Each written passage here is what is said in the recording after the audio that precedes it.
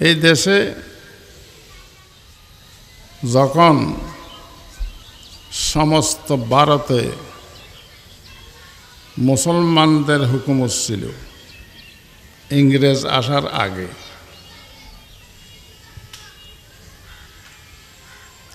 1600 খ্রিস্টাব্দে মোগল সম্রাট জাহাঙ্গীর, আকবরের সন্তান,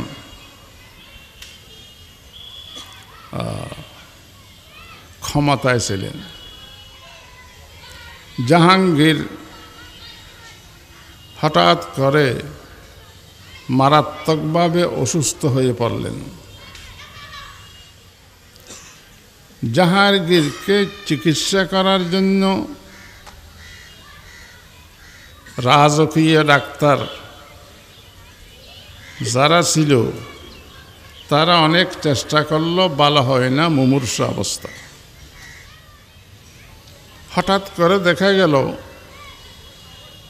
লন্ডন থেকে একটা বড় ডাক্তার এসে উপস্থিত। তার নাম হলো স্যার টমাস র। তার নাম হলো স্যার টমাস, মনে থাকবে না এমনি শুনতেছেন? তার নাম হলো স্যার টমাস র।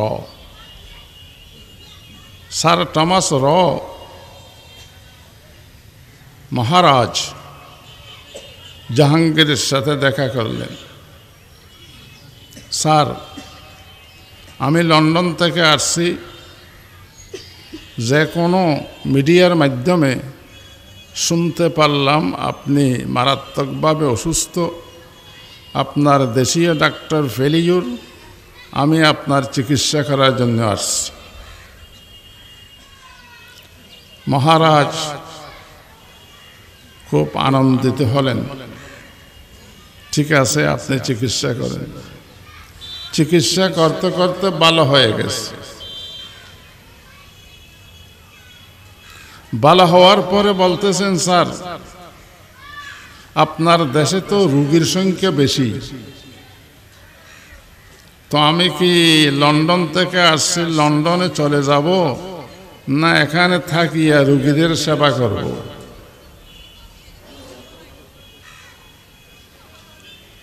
বাদশাহ জাহাঙ্গীর বললেন, আপনি যদি দয়া করে থাকেন, বড় ডাক্তার, আন্তর্জাতিক খ্যাতিসম্পন্ন ডাক্তার, আমার রোগীদের সেবা হবে, খুব ভালো হয়।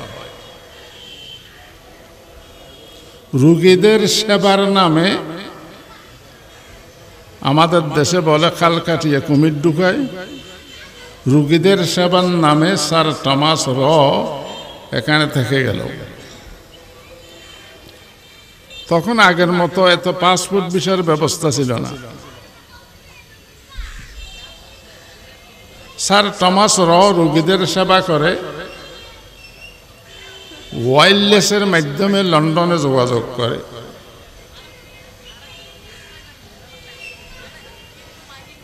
যোগাযোগ করতে করতে কিছুদিন পরে কিছু ব্যবসায়ী লোক লন্ডন থেকে আসিয়া পড়ছে। তারা মহারাজের সাথে দেখা করলেন। আপনারা কে? কথা, আমরা একটা ব্যবসায়ী কোম্পানি, আমরা ইন্ডিয়ার পূর্ব অংশে ব্যবসা করব, আমাদের নাম হলো east India company. East India মানে ইন্ডিয়ার পূর্ব অংশ, কলকাতা ইত্যাদি অমুক সমুক। আমরা এখানে ব্যবসা করব, ব্যবসা করিয়া এখানকার মালামাল এক্সপোর্ট করব লন্ডনে। লন্ডন থেকে কোটি কোটি ডলার এই দেশে আসবে। মহারাজ তো খুব সন্তুষ্ট হলেন। ঠিক আছে, আপনারা এই দেশে থাকেন, ব্যবসা করেন। তারা ব্যবসার নামে বিভিন্ন জায়গায় গোডাউন করলো। গোডাউনে মাল রাখে, যে গুদাম মাল গুদাম আর কি, গোডাউনে যে মাল রাখে সেভাবে গোডাউন করলো ব্যবসার মাল রাখার জন্য। মাল লন্ডনে সাপ্লাই করবে তো আগে এখানে জমা করতে হবে তো। জাহাঙ্গীরের কাছে গেলেন, স্যার এই মালগুলা তো পাহারা দিতে হয় দারবান দিয়া, আপনার দারবান যাদেরকে রাখছি পাহারা দেওয়ার জন্য তারা দাঁড়িয়ে দাঁড়িয়ে ঘুমায়, এদের দ্বারা তো কাজ হবে না, ব্যবসা নষ্ট হয়ে যাবে, আপনাদেরও ক্ষতি আমাদেরও ক্ষতি। মহারাজ জাহাঙ্গীর বললেন, তাইলে কি করা যায়? যে আমরা আমাদের দেশে লন্ডনে খুব এক্সপার্ট দারবান আছে, ট্রেনিং প্রাপ্ত দারবান, তাদেরকে নিয়ে আসলে বালা করে পাহারা দিতে পারবে। দারবানের নামে লন্ডন থেকে মেজর, ব্রিগেডিয়ার, সুবেদার, ক্যাপ্টেন, লেফটেন্যান্ট জেনারেল, সেনাবাহিনীর বিভিন্ন সদস্য হাঁটা ছোটা কাপড় পরাইয়া দারবান বানাইয়া এই দেশে নিয়ে আসছে। উদ্দেশ্য হলো দেশ দখল করা। নাম দিছে দারবান, আসলে ওকে এক একটা বড় বড় মেজর, বড় বড় ব্রিগেডিয়ার।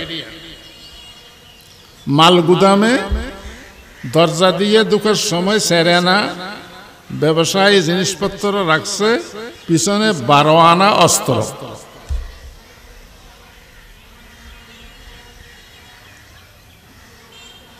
এইভাবে সব গুদাম যখন অস্ত্র দিয়ে পরিপূর্ণ হয়ে গেল, সেনাবাহিনীর লোকেরাও যখন দারবানের নামে এই দেশে আসিয়া পড়ছে, তখন তারা আস্তে আস্তে যুদ্ধ শুরু করে দিচ্ছে।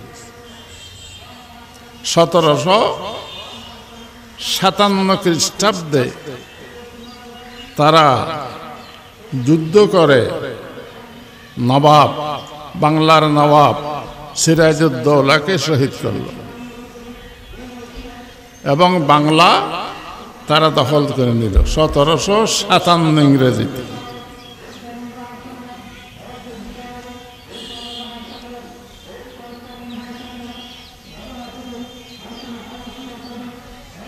এইটাও শতানা পাঠিয়েছে। শতানের ইয়া মাশারাল জিন কদ ইসতাকসারতুম মিনাল ইনস, কোরআন শরীফে আছে জিন্নাত শতান মানুষের থেকে বেশি।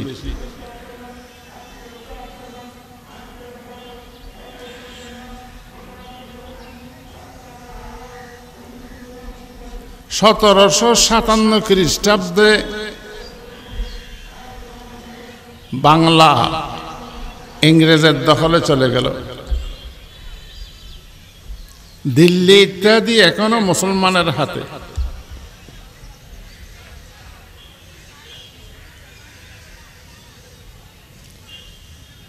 শেষ পর্যন্ত তারা দিল্লি ইত্যাদিও দখল করল 1803 খ্রিস্টাব্দে।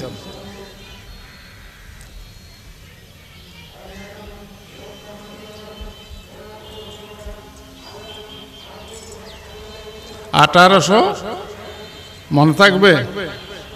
মনে থাকবে কত খ্রিস্টাব্দে? 1803 খ্রিস্টাব্দে দিল্লিও দখল করে ফেলছে। তখন আখেরি মোগল সম্রাট বাহাদুর শাহ জফর তাকে গ্রেফতার করে রেঙ্গুন পাঠিয়ে দিছে, আপনি এই দেশে থাকতে পারবেন না।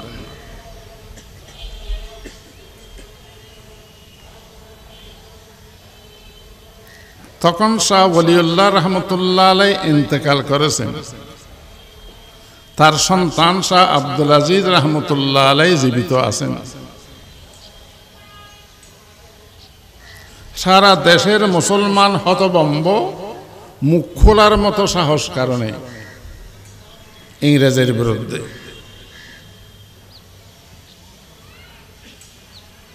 কারণ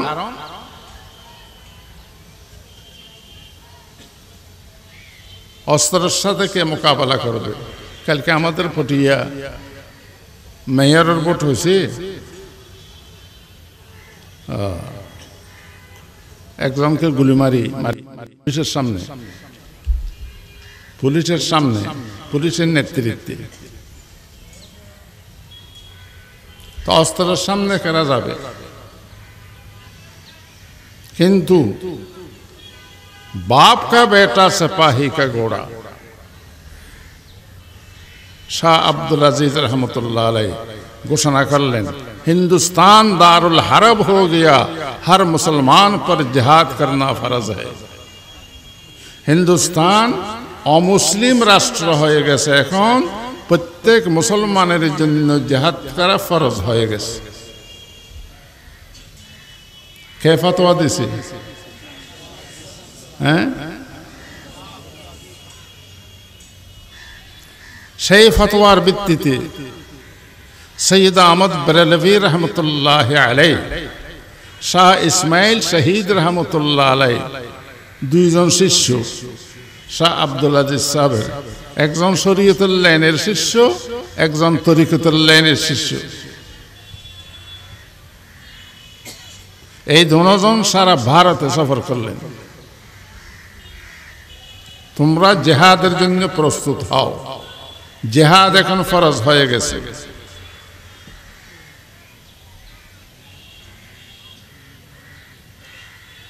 সৈয়দ আহমদ বেরেলভী রহমতুল্লাহ আলাইহ ওলামায়ে কেরামকে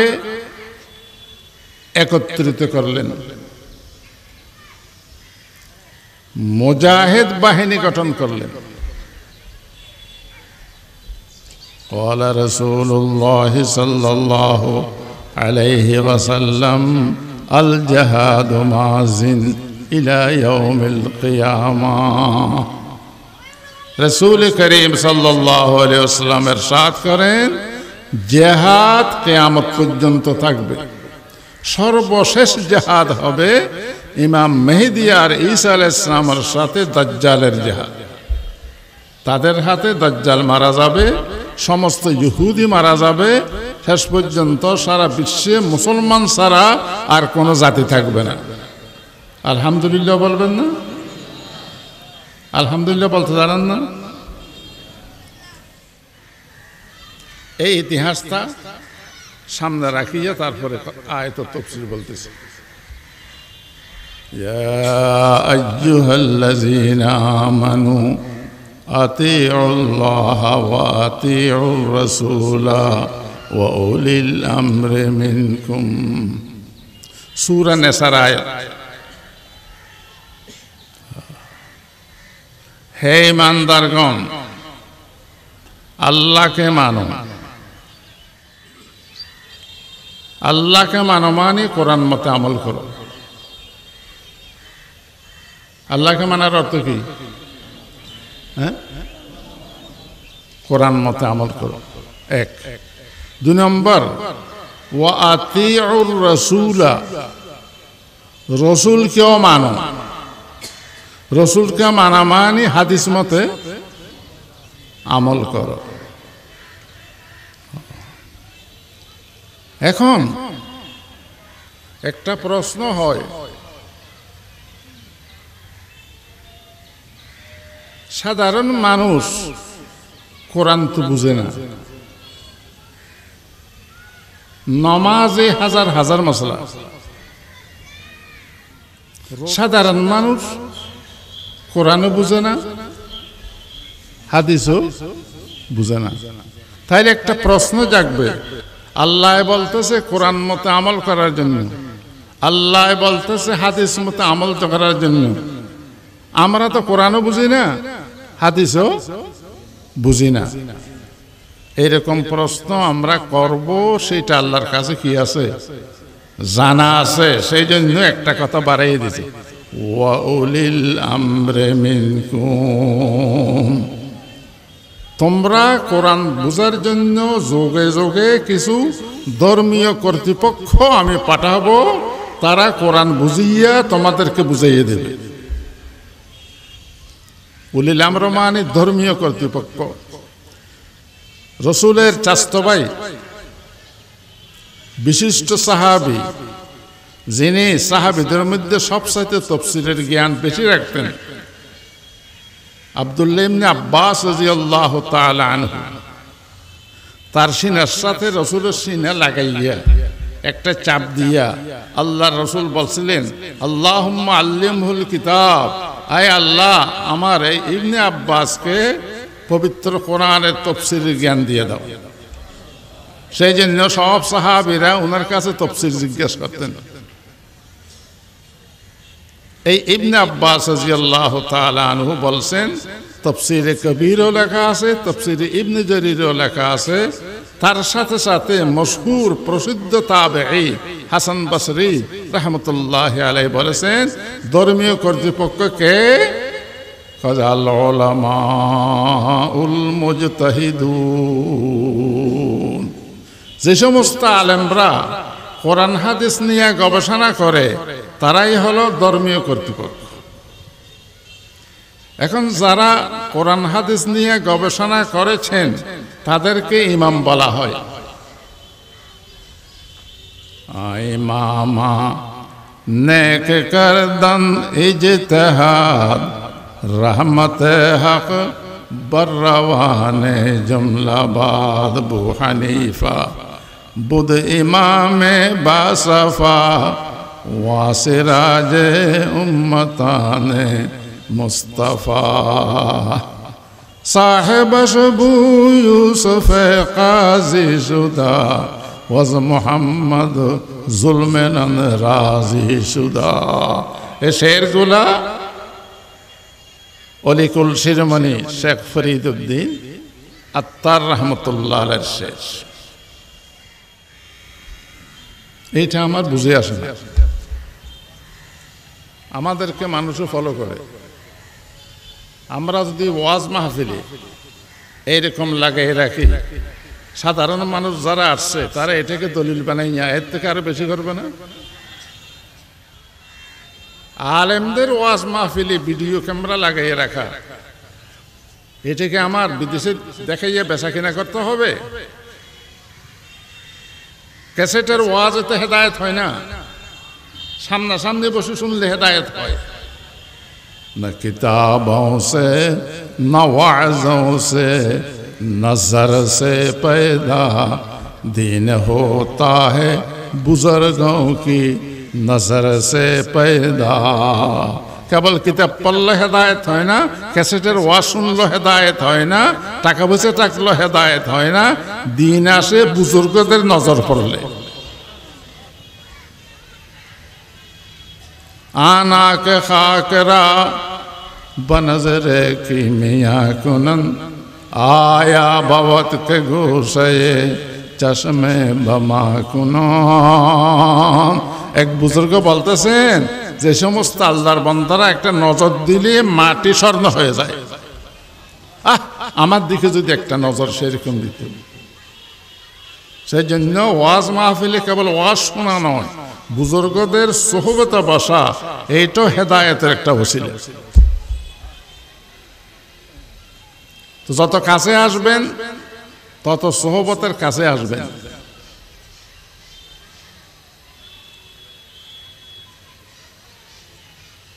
উলামায়ে মুজতাহিদিন যারা গবেষণা করেছেন তাদের মধ্যে এক নম্বর নোমান।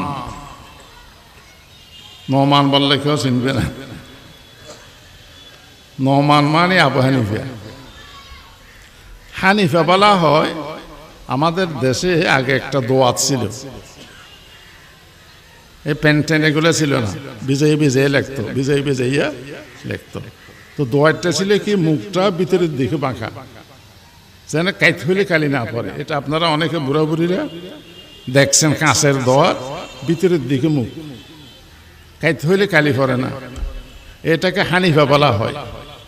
আবু হানিফা রাহমাতুল্লাহ আলাইহি সব সময় ওই রকম একটা দোয়াত, একটা কলম সাথে রাখতেন, কোরআন হাদিস নিয়ে গবেষণা করতেন, যা বুঝে আসে সাথে সাথে কাগজে লিখতেন।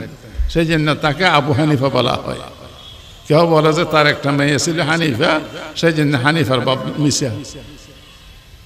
আবু হানিফা মানে দোয়াতওয়ালা, যেখানে যায় সেখানে দোয়াতও আছে, কলমও আছে।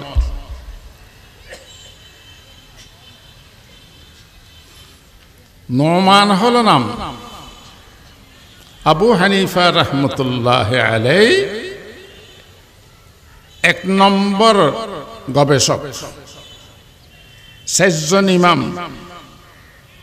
আবু হানিফা, মালিক, শাফিঈ, আহমদ রহমতুল্লাহ আলাইহিম, তাদের মধ্যে একমাত্র সাহাবীদের সোহবত পেয়েছেন আবু হানিফা রহমতুল্লাহ আলাইহি।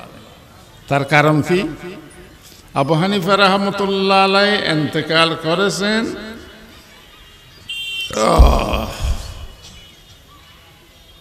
জন্ম লাভ করেছেন ৮০ হিজরিতে। সাহাবীরা সর্বশেষ সাহাবী ইন্তেকাল করেছেন ১০০ হিজরিতে। তাহলে জন্ম লাভ করার পরে ২০ বছর পর্যন্ত আবু হানিফা রহমতুল্লাহ আলাইহি সাহাবীদের সোহবত পেয়েছেন। ৮ জন সাহাবীর সোহবত পেয়েছেন। সাহাবীর সোহবত যারা পায় তাদেরকে তাবেঈ বলা হয়। তার মধ্যে হযরত আনাস রাদিয়াল্লাহু আনহু, আব্দুল্লাহ ইবনে আবি আওফা, আব্দুল্লাহ ইবনে হারিস ইবনে জাযর, জাবের ইবনে আব্দুল্লাহ, আয়েশা বিনতে আজরাদ, এইরকম ৮ জন সাহাবীর সোহবত লাভ করেছেন ইমাম আবু হানিফা রহমতুল্লাহ আলাইহি। তিনি গবেষণা করে কোরআনের থেকে হাদিসের থেকে আমাদের জন্য আমল করার জন্য মশলাগুলো সহজ করে দিচ্ছে। ভালো করছে না খারাপ করছে? আর তিনি যদি না করতেন, এটা সর্বপ্রথম রাস্তাটা আবু হানিফা দেখেছেন। ইমাম শাফি রহমতুল্লাহ আলাইহি বলতেছেন, সাফিল ফিকহে আয়ালুন ফাইন্নান্না সাফিল ফিকহে আয়ালুন আলা ফিকহিল ইমাম আবি হানিফা। কোরআন হাদিস থেকে যা মসলা বাইর করা হয় এটার নাম হলো ফিকহ। এটার নাম কি? আল্লাহ পাক কি বলতেছেন? ফিকহ তরকারি নেবা তরকারি, ওয়ালাউল্লা নাফারা মিন কুল্লি ফিরকাতিন মিনহুম তাইফাতুন লিয়াতাফাক্কাহু ফিদ্দীন। প্রত্যেক এলাকা থেকে কিছু মানুষ বের হতে হবে ফিকহ শেখার জন্য। তারা শিখে আসবে। আর কিছু মানুষ জিহাদের মধ্যে থাকবে ইসলামের শুরুতে। কিছু লোক ইলম শিখার জন্য, ফিকহ শেখার জন্য বের হবে, আর কিছু মানুষ জিহাদের মধ্যে থাকবে। ফালাউলা নাফারা মিন কুল্লি ফিরকাতিন মিনহুম তাইফাতুন লিয়াতাফাক্কাহু ফিদ্দীন ওয়া লিয়ানজিরু কওমাহুম ইযা রাজাউ ইলাইহিম লাআল্লাহুম ইয়াহযারুন। তারা ফিকহ শিখিয়া যখন যারা ফিকহ শিখতে যায় নাই, মুজাহিদ বাহিনী তাদের কাছে আসবে, তাদেরকে ফিকহটা বলবে, তারা এদের কথা শুনিয়ে আমল করবে।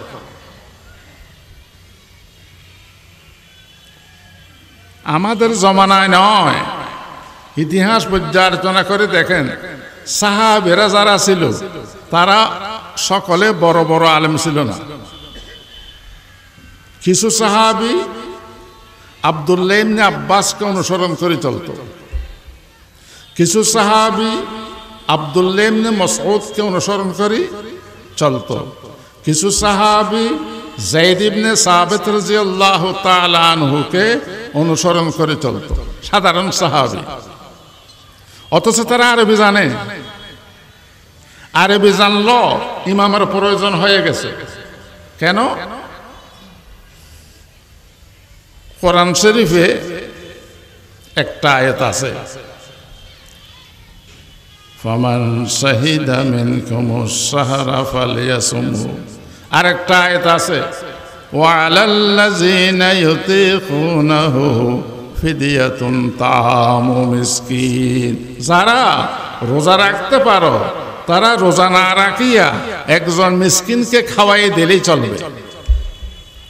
অথচ রোজা রাখতে পারবে, সামর্থ্য আছে, তারপরও একজন মিসকিনকে খাওয়াই দিলে হয়ে যাবে। এটাও কোরআন শরীফের আয়াত। আবার আরেক জায়গায় বলতেছে, ফামান শাহিদা মিনকুমুশ শাহরা ফালিয়াসুমহু। এ দেখো, রমজান মাস আসলে সকলের রোজা রাখতেই হবে।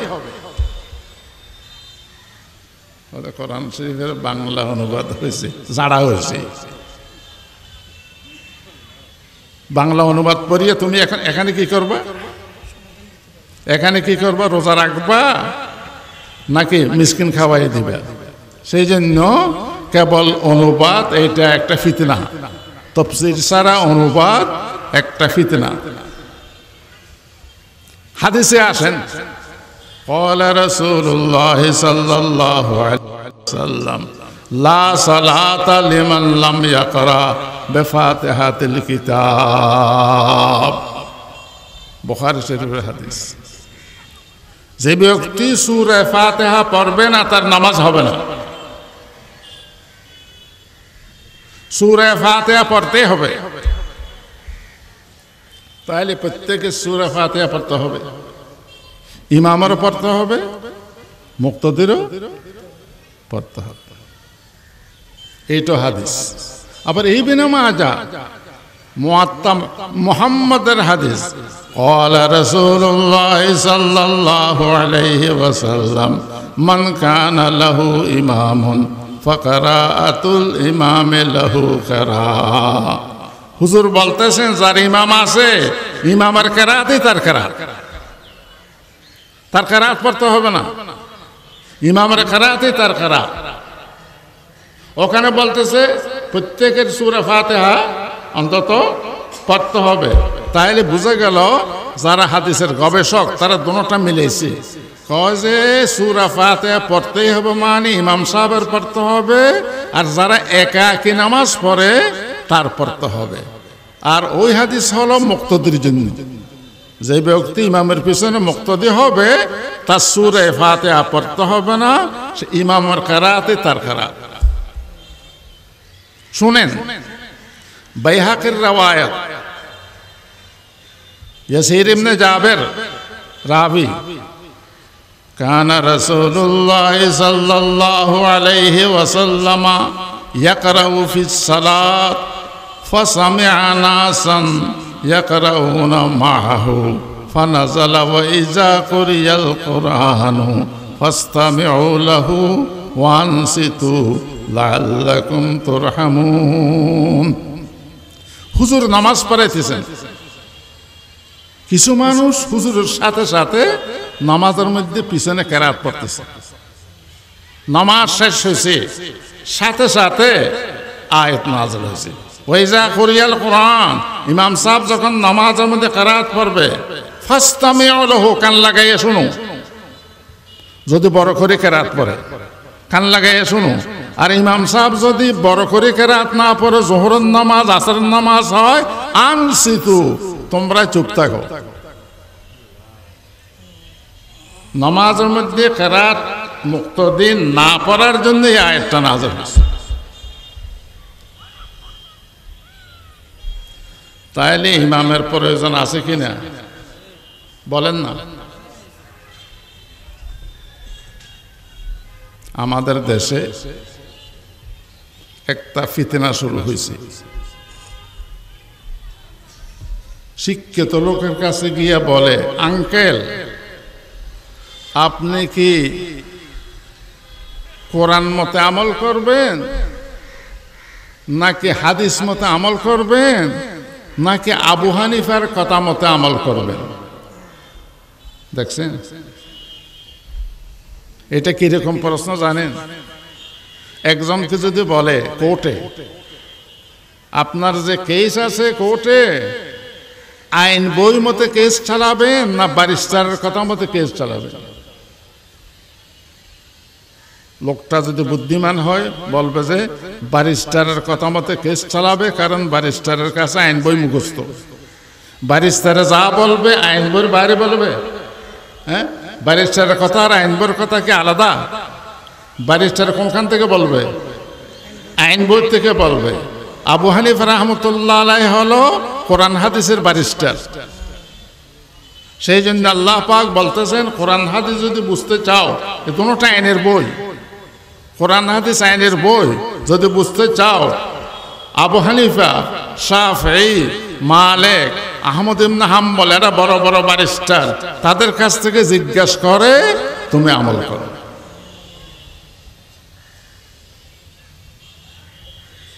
এখন ওই লোকটা যে গিয়ে বলতেছে, আঙ্কেল কোরআন মতে আমল করবেন, না হাদিস মতে আমল করবেন, না আবু হানিফার কথা শুনিয়ে আমল করবেন? তোমার খোয়ালসায় জাড়া, তুই আবু হানিফার চিনিস না? বলতে বলতে এমন সাহস বেড়ে গেছে, আমরা এগুলো আগে বলতাম না, এমন সাহস বেড়ে গেছে তাদের বইতে আবু হানিফাকে বন্ড লেখছে। আবু হানিফা, একজন লোক ইমাম আবু হানিফা রহমতুল্লাহ আলাইহি এসে বলতেছে, বেয়াদব আবু হানিফা, আপনার বাপ বলে মারা গেছে? কাজে হ্যাঁ, আমার বাপ মারা গেছে। তো আপনার মাকে আমি শাদী করব? আবু হানিফা রহমতুল্লাহ আলাইহি গুসা করে নেই, ইন্নাল্লাহ মা'আস সাবিরিন, তুমি আমার মাকে শাদী করবে? কাজে তাইলে চলো, আমার মাও যদি রাজি হয় তোমাকে বিয়ে করাইয়ে দেবে। ডিয়া গরু বলো বাগনসিনী, ডিয়া গরু বাগনসিনী। এই লোকটা আবু হানিফার পিছনে পিছনে বাড়ি পর্যন্ত যাওয়ার আগে আগে আধা রাস্তা দেখা গেল লোকটা মাটিতে পড়া, কল্লাটা রাস্তার এক পার্শ্বে, শরীরটা রাস্তার আরেক পার্শ্বে। শত শত মানুষ জমা হয়ে গেছে। মান কাতালাহু, মান কাতালাহু, এই লোকটাকে কে হত্যা করলো? আবু হানিফা কিছু দূর চলে গেছে, পিছনের দিকে তাকিয়ে দেখা যায় সে বেয়াদব আল্লাহর পক্ষ থেকে কতল হয়ে গেছে। এক পার্শ্বে কল্লা রাস্তার, আরেক পার্শ্বে তার শরীরটা। আর মানুষ প্রশ্ন করতেছে, মান কাতালাহু, কে কতল করলো? আবু হানিফা রহমতুল্লাহ আলাইহি আসছে, আমি জানি এই লোকটাকে কে কতল করছে, এটা আমি জানি। হুজুর কে কতল করছে? কাতালাহু সাবরি, আমি যে ধৈর্য ধারণ করেছি, সবর করেছি, আমার সবরের বিনিময়ে এই লোকটাকে আল্লাহ কতল করে দিছে। এটার নাম হলো আবু হানিফা। লাকাদ জানাল বিলাদা ওয়া মান আলাইহা ইমামুল মুসলিমিন আবু হানিফা বিআকামি ওয়া আসারিন ওয়া ফিকহিন কাআয়াতিজ যাবুর আলা সাহিফা ফামান কাবি হানিফাতা ফি উলাহু ইমামুন লিল খলিকাতি ওয়াল খলিফা ফালানাতু রাব্বিনা আ'দাদা রামলিন আলা মান রাদ্দা কওলা আবি হানিফা। ফ্রুটের দোকান, ফল ফ্রুটের দোকান আছে না? ফল ফ্রুটের দোকান, দোকানে ডাকাইয়া গয়ামও আছে। ডাকাইয়ারা গয়াম বলে না, পেয়ারা বলে। আপেলও আছে। দুজন কাস্টমার আসছে। একজন কাস্টমার বুড়া, দাঁত নাই। আরেকজন কাস্টমার 25-30 বছর বয়স, মোটা সোটা দাঁত আছে। এই আপেল দাও, এই গয়াম দাও। একটা আপেল নিছে, একটা গয়াম নিছে। সামনে একটা চেয়ার আছে, বসিয়ে বসিয়ে আপেলও খাইতেছে, গয়ামও খাইতেছে। বুড়া মানুষটা চোখের থেকে পানি পড়তেছে, তা তো দাম নাই। সে গয়াম খাইতে পারতেছে না, আপেলও খাইতে পারতেছে না। পাশে একটা জুস মেশিনের দোকান আছে, জুস মেশিন। ফল ফ্রুটের পাশে এরকম থাকে। জুস মেশিন ওয়ালা দেখছে, চাচা এদিকে আসেন, আপনি কাঁদেন কেন? কথা বাবা, দাঁত থাকতে দাঁতের মূল্য বুঝে না। আমার তো দাঁত নাই, আপেলও খাইতে পারতেছি না, গয়ামও পেয়ারাও খাইতে পারতেছি না। খাবেন? কত খাবো? কত একটা আপেল আর একটা পেয়ারা কিনে আনেন, আমি খাওয়াবো।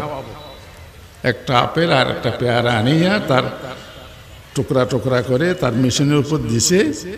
দেওয়ার পরে যখন ব্রান্ডার মেশিনের সুচ দিছে, আপেল আর পেয়ারা দোনোটা মিলিয়া জুস হয়ে গেছে।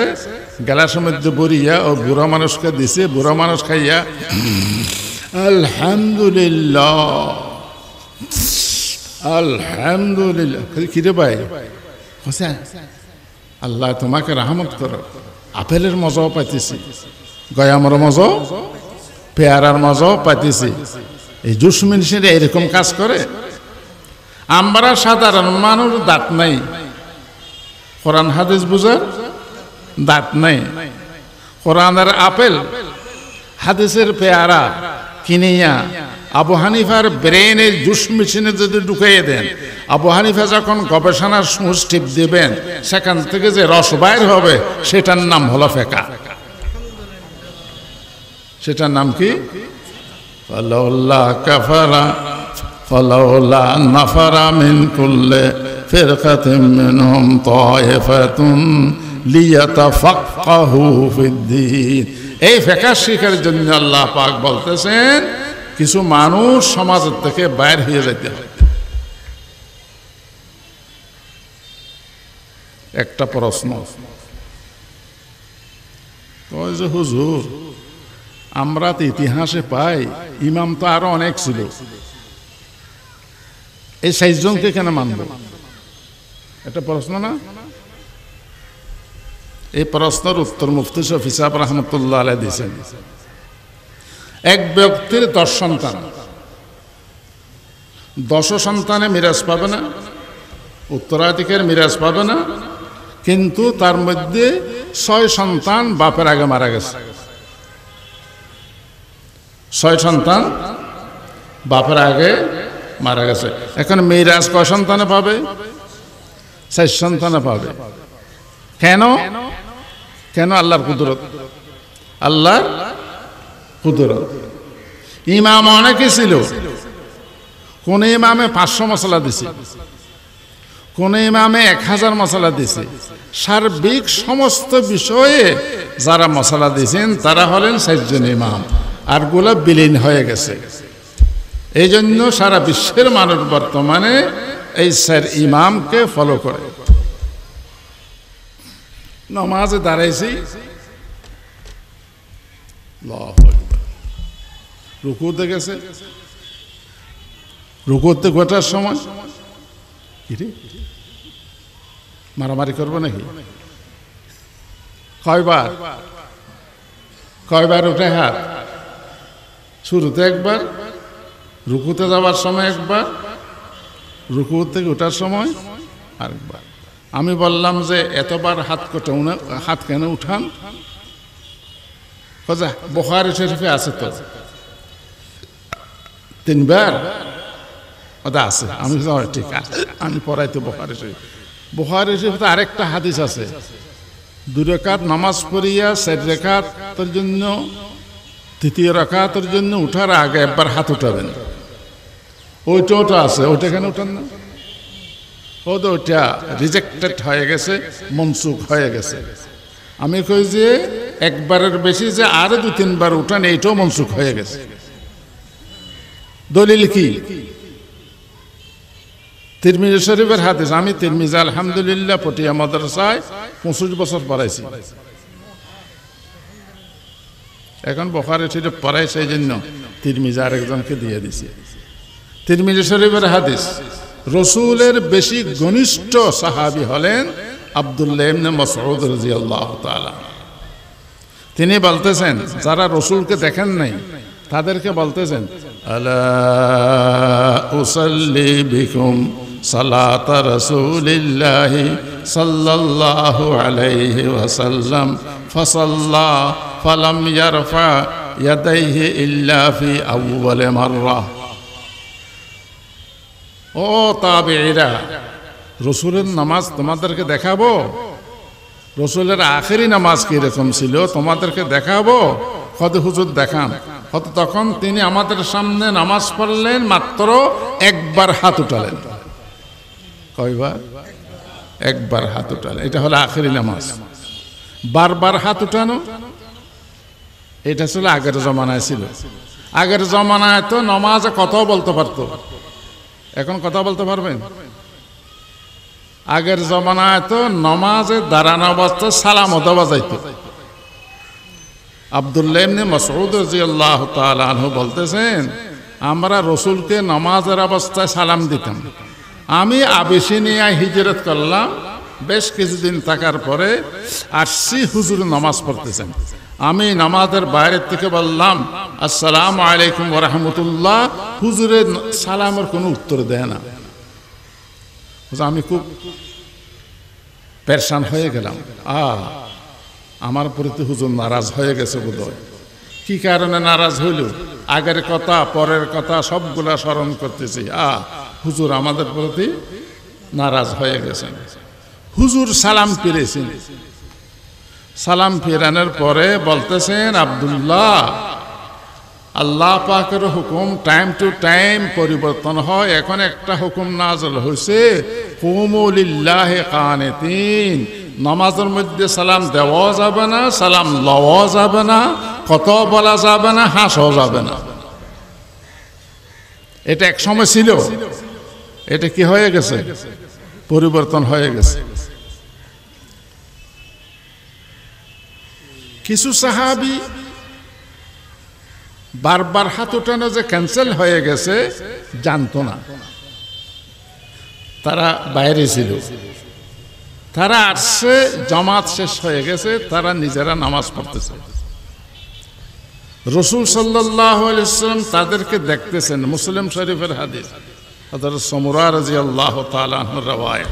তাদের নামাজ হুজুর দেখতেছেন। দেখিয়া নামাজ যখন শেষ হয়, হুজুর বললেন, মালি আরাকুম রাফি'i আইদিকুম কাজনা বিখাইলিন সুমুস উসকুনু ফিস সালাত। এই শোনো, তোমরা গোড়া মার্কা নামাজ কেন পড়ো? গোড়া যখন লাফায়, ফালাফালি করে, গোড়ার পিছনের লেজ একবার উঠে একবার লামে, একবার উঠে একবার লামে, তোমরা যে বারবার হাত ওঠো, এটা তো গোড়া মার্কা নামাজ হয়ে গেছে। উসকুনু ফিস সালাত, শান্তিপূর্ণভাবে নামাজ পড়ো। তারপর থেকে আমরা একবারের থেকে আর বেশি হাত উঠাই না। আন্দরকিল্লা জামে মসজিদে আমরা আগেও নামাজ পড়ছি। ইদানিক একটা ফিতনা শুরু হয়েছে, আলেম নয় সুটকুট পড়া 8-10 জন পিছনের লাইনে দাঁড়ায়। ইমাম সাহেব যখন বলে দলিন বলে, তারা পিছনের থেকে সমস্বরে আমিন সাতান হতুন। এতদিন হরে গেলি কক্সবাজার বিমানবন্দরে একটা মসজিদ আছে, আমার একটা ছাত্র ইমাম, সে মাগরিবের নামাজ পড়াইছে, একজন লোক পিছনে থেকে আমিন করে উঠছে। নামাজ শেষ হয়ে গেছে, ইমাম সাহেব ডাকছে, আরেকজন সাধারণ মানুষ তসবিহ পড়তেছে ওদিকে। তো ইমাম সাহেব ডাকিয়া বলতেছে, তুমি আমিন, আর কেউ বললো না, তুমি এরকম আমিন করে ডাক দিলে কেন? কত সুন্নত আদায় করতেছি। তখন ওই যে সাধারণ মানুষ তসবিহ পড়তেছে, সে আসছে, আসিয়া কলার সাথে ধরছে, তোমার গায়ে শার্ট একটা গায়ে দিছ, এইটাও কি সুন্নত আদায় করতেছ? তখন সে ওখান থেকে পালাইছে। শুনেন, তিরমিজি শরীফের হাদিস, ওয়াইল ইবনে হুজর রাদিয়াল্লাহু তাআলা আনহু এক সাহাবী, তার থেকে বর্ণনা করতেছেন শুবা। শুবাকে বলা হয় আমিরুল মুমিনিনা ফিল হাদিস, আমিরুল মুমিনিনা ফিল হাদিস। এই ওয়াইল ইবনে হুজর রাদিয়াল্লাহু তাআলা আনহু রওয়ায়াত করতেছেন, قرأ رسول الله صلى الله عليه وسلم غير المغضوب عليهم ولا الضالين فقال آمين وخفض بها صوته। কত হুজুর নামাজের মধ্যে ওয়ালা দাল্লিনের পরে আমিন বলছেন, কিন্তু আস্তে আস্তে বলছেন। বড় করে বলছেন না আস্তে আস্তে বলছেন? আস্তে আস্তে বলছেন। তো হুজুর আস্তে আস্তে বলছেন। আরেকটা কথা শুনেন, হুজুর সাল্লাল্লাহু আলাইহি ওয়াসাল্লাম বলতেছেন, ইজা ক্বালাল ইমামু গায়রিল মাগদুবি আলাইহিম ওয়ালাদ দাল্লিন ফাকুলু আমিন ফাইন্নাহু মান ওয়াফাকা কওলুহু কওলাল মালায়েকা গুফিরা লাহু মা তাকদ্দামা মিন যামবি। ইমাম সাহেব যখন ওয়ালাদ দাল্লিন বলে, তোমরা আমিন বলো। কেন? ফাইনাল মালায়েকাতা তাকুলু আমিন, ফেরেশতারাও কি বলে? আমিন বলে। তোমার কথা যদি ফেরেশতার কথার সাথে মিল হয়ে যায়, তোমার অতীতের গুনাহ মাফ হবে। এখন আমি প্রশ্ন করি, ফেরেশতারাকে বড় করে বলে না আস্তে করে বলে? ফেরেশতাদের আমিন বলতে কোনো সময় শুনছেন? আর আল্লাহ রসুল বলতেছে তোমার আমিন বলা যদি ফেরেশতারা আমিন বলার সাথে মিল হয়ে যায়, তোমার অতীতের গুনাহ মাফ। তাহলে আমরা যে আমিন আস্তে আস্তে বলি, ফেরেশতাদের সাথে আমাদের কি হয়ে গেছে? মিল হয়ে গেছে। এমনি মানুষ নামাজে গাফলতি করে, নামাজ পড়তে চায় না, সেখানে মানুষকে আরো গাফেল বানানোর জন্য যদি বলা হয় তারাবি নামাজ 8 রাকাত। রমজান মাস যখন আসবে, কিছু বিজ্ঞাপন কাকসবাজারের দিকে একটা ইসলামিক সেন্টার করছে, একটা আলাদা মসজিদও করছে, একটা কাগজ ছাড়ে তারাবি নামাজ কত? একটা হাদিস বলছে, বুখারী শরীফের হাদিস, 8 রাকাতের হাদিস। হাদিসটা আমি ঘাঁটলাম বুখারী শরীফে, ঘাঁটতে ঘাঁটতে ঘাঁটতে ঘাঁটতে পাইলাম কোথায়? তাহাজ্জুদের অধ্যায়। অর্থাৎ 8 রাকাত এটা তারাবির নামাজ নয়, এটা তাহাজ্জুদের নামাজ। দলিল কি? হাদিস আমি পড়াইছি বুখারী শরীফে, এই বছরও পড়াইছি। আন আবি সালামাতা ইবনে আব্দুর রহমান قال قلت لعائشة كيف كانت صلاة رسول الله صلى الله عليه وسلم في رمضان। হযরত আয়েশার দুধ সম্পর্কীয় ভাগিনা আবু সালমা তিনি বলতেছেন, আমি আমার খালাকে বললাম, দুধ সম্পর্কীয় খালা, খালাম্মা রমজান মাসে রসুলের নফল নামাজ কিরকম ছিল? তখন হযরত আয়েশা বললেন, মা কানা ইয়াজিদু ফি রমজান ওয়ালা ফি গায়রিহি আলা 11 রাকাতান। কাজে আল্লাহর রসুল রমজান এবং গড় রমজান, এই কথাটা মনে রাখবেন, রমজান এবং গড় রমজানে 11 রাকাত নামাজ পড়তেন, 8 রাকাত নফল নামাজ, 3 রাকাত বিতরের নামাজ। এখন বলেন, এই হাদিস দিয়ে তারা দলিল দিয়ে তারাবি নামাজ কি গড় রমজানে আছে? তারাবি নামাজ কি গড় রমজানে আছে? হুজুর তো বলতেছে ফি রমজান ওয়ালা ফি গায়রিহি, রমজান হোক রমজান না হোক হুজুরে 11 রাকাত পড়তেন, 8 রাকাত নফল নামাজ, 3 রাকাত। আচ্ছা, 1 2 নম্বর, ইউসাল্লি আরবান ফালা তাসআল আন হুসনিহিন্না ওয়া তুলিহিন্না সুম্মা ইউসাল্লি আরবান ফালা তাসআল আন হুসনিহিন্না ওয়া তুলিহিন্না সুম্মা ইউতিরু বিসালাস। হুজুর দাঁড়াইয়া এক নিয়তে 4 রাকাত পড়তেন, কিরকম সুন্দর নামাজ, কিরকম লম্বা রাকাত, প্রশ্ন করতে হবে না। আবার দাঁড়াইয়া এক নিয়তে 4 রাকাত পড়তেন, কিরকম সুন্দর, কিরকম লম্বা, প্রশ্ন করতে হবে না। তারপরে দাঁড়াইয়া 3 রাকাত ভিতরের নামাজ পড়তেন। তারাবি নামাজ কি 4 রাকাত পরে এক নিয়তে না 2 রাকাত পরে? তাহলে এটা তারাবি নয়, এটা তাহাজ্জুদের নামাজ। 3 নম্বর, বলতো ইয়া রাসূলুল্লাহ আতানামু ক্বাবলা আন তুতিরা ক্বালা ইন্না আইনাইয়া তানামানে ওয়ালা ইয়ানামু কলবি। হুজুর আপনি তো 8 রাকাত আর 3 রাকাত শেষ সাত্তরে পড়েন, ভিতরের নামাজও শেষ সাত্তরে পড়েন, তো ভিতরের নামাজ যদি কাজা হয়ে যায়, ঘুম যদি না ভাঙে, তো রসুল বললেন ইন্না আইনাইয়া তানামান ওয়ালা ইয়ানামু কলবি, আমার 2টি চক্ষু ঘুমায়, আমার কলব ঘুমায় না। তাইলে বোঝা গেল এগুলা শেষ রাত্রে পড়তেছে। শেষ রাত্রে যে নামাজটা পড়া হয় সেটা কি তাহাজ্জুদের নামাজ না তারাবির নামাজ? আচ্ছা, মানে নিলাম এই 8 রাকাত তারাবির নামাজ। 20 রাকাতের হাদিস তো আছে, বাইহাকিতে আছে, মুসান্নাফ ইবনে আবি শাইবাতে আছে, কানা রাসূলুল্লাহ সাল্লাল্লাহু আলাইহি ওয়াসাল্লাম ইউসাল্লি ফি রমাযান 20 রাকাতান। 20 রাকাতের হাদিস আছে। তোমার তো মানে নিলাম, আসলে নয়, তারপরেও মানে নিলাম। এক কাজ করো, মীমাংসায় আসো, দোনো হাদিস মতো আমল করি। এখন তোমার 8 রাকাতের হাদিস মতো আমল করলে 20 রাকাতের হাদিসের উপর আমল হবে? হবে না। 20 রাকাত পড়লে বলেন না, 20-এর ভিতর 8 আছে, 8-এর ভিতর কি নেই? 20 নেই। সুতরাং 20 পড়লে 8-এর উপরে আমল হবে। যারা হজ করছেন, মক্কা শরীফ গেছেন, মদিনা শরীফ গেছেন, মক্কা মদিনায় কি 20 রাকাত পড়ে না 8 রাকাত পড়ে বলেন? সেইটা তো রসুলের দেশ, সেখানে তো 1500 বছর যাবত 20 রাকাত চলে আসতেছে।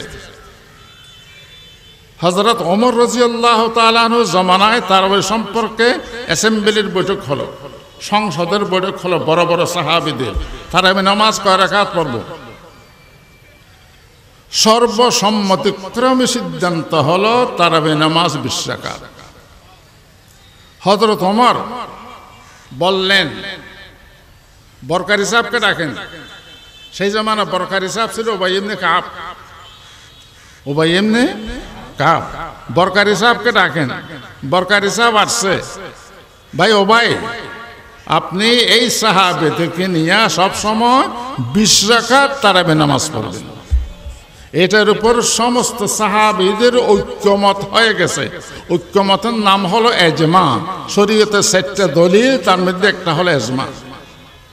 যারা ইমাম মানে না বলে, তারা কিন্তু সব কিছু আমল করে ইবনে তাইমিয়ার কিতাব দেখিয়ে।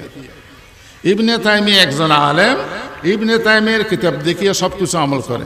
বড় ইমাম মানে না, ইবনে তাইমিয়াকে মানে। সেই ইবনে তাইমিয়ার কিতাব আমি দেখছি, মজমুআ ফাতাওয়া।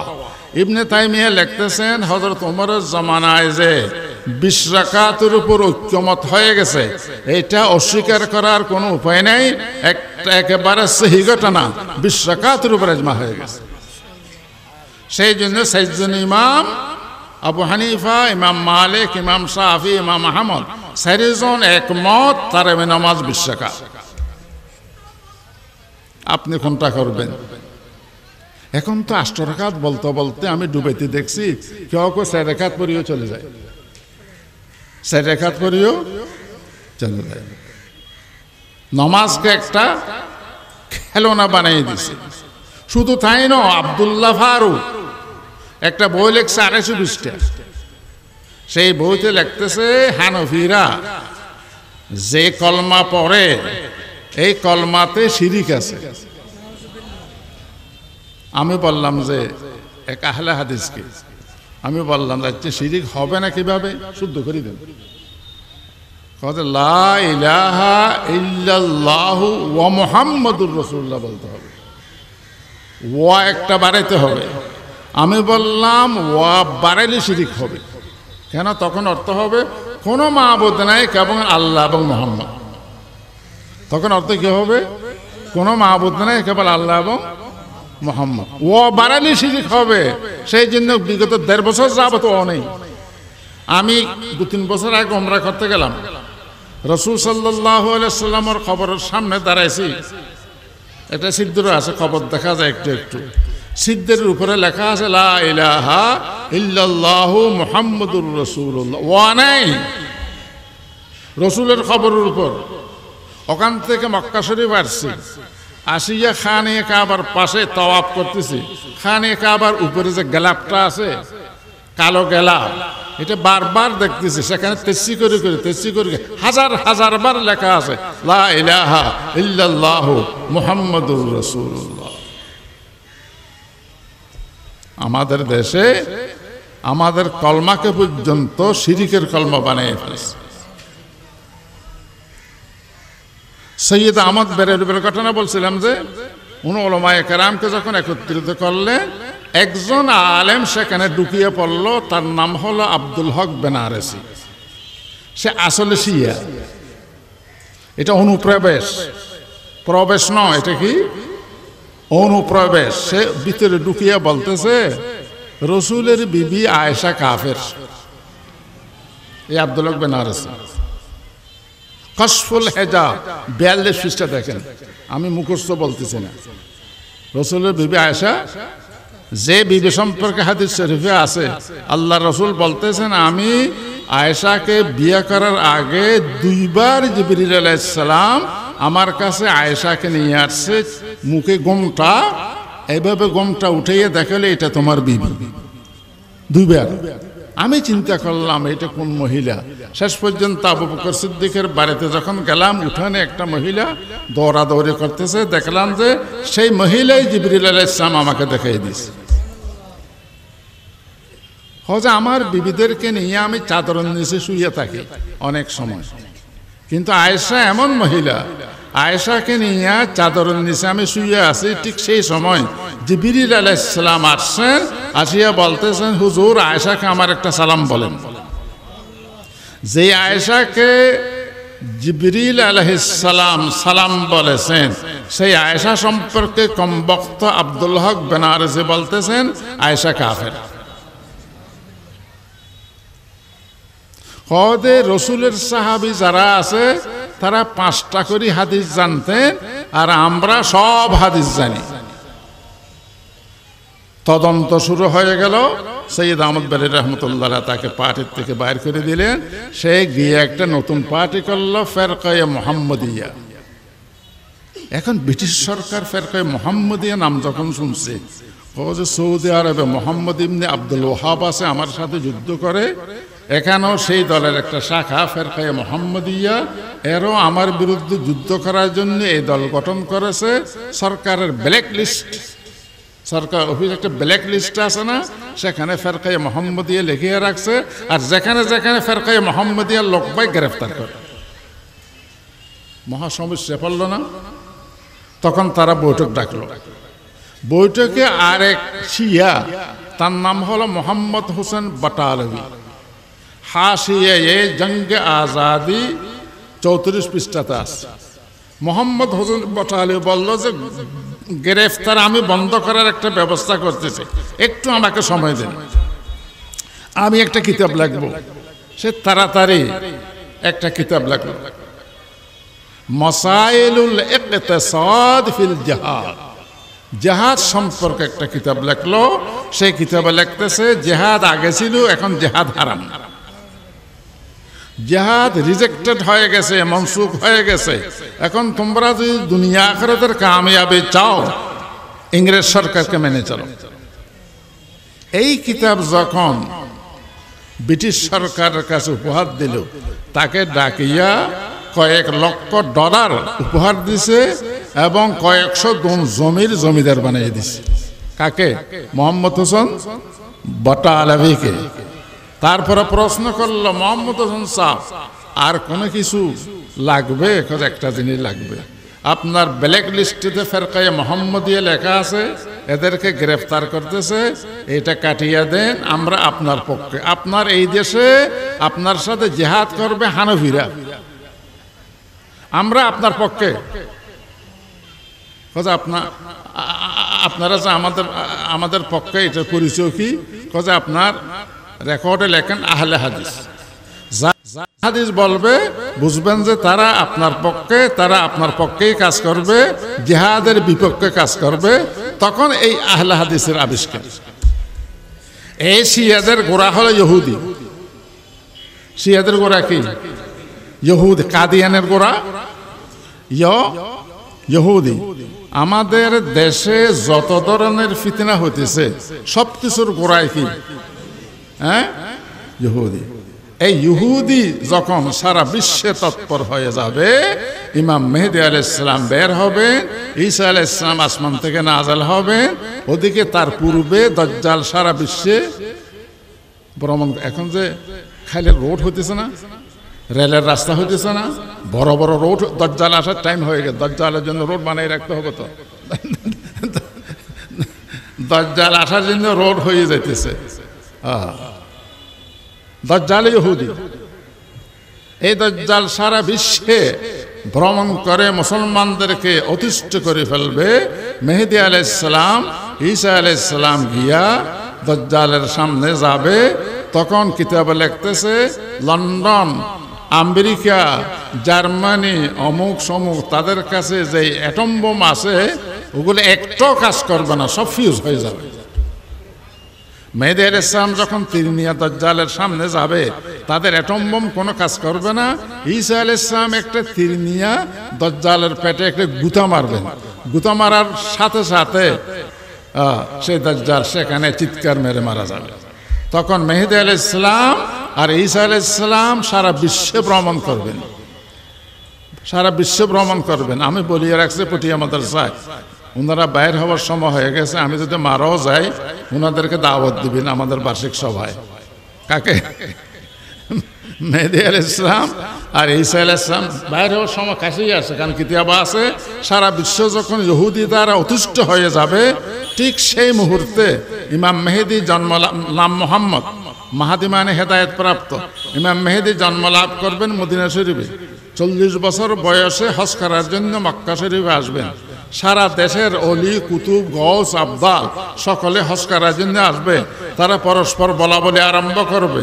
এখন তো ইহুদি তর্পতা যেভাবে বেড়ে গেছে, এখন তো মেহেদী আলাইহিস সালাম বাইর হওয়ার সময়, তোমরা একটু খবর নিয়ে দেখো উনি বাইর হয়েছে কিনা। মেহেদী আলাইহিস সালাম বলবে না, নেতৃত্বের ভয়ে বলবে না। খানে কাবার পার্শ্বে দেওয়ালে এইভাবে হেলান দিয়ে বসে থাকবে, উপর থেকে আওয়াজ আসবে হাজা ইমামুল্লাহিল মাহদি ফাকবালুহু।